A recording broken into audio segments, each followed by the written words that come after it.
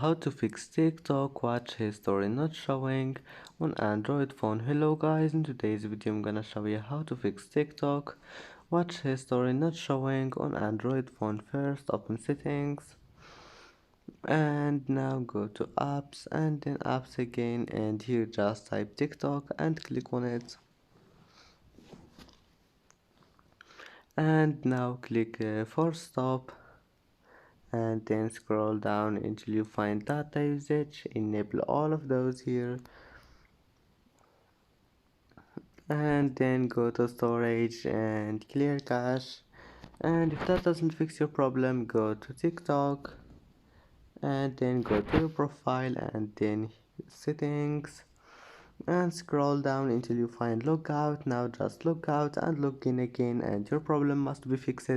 And that's it for today's video. Don't forget like and see you in the next video.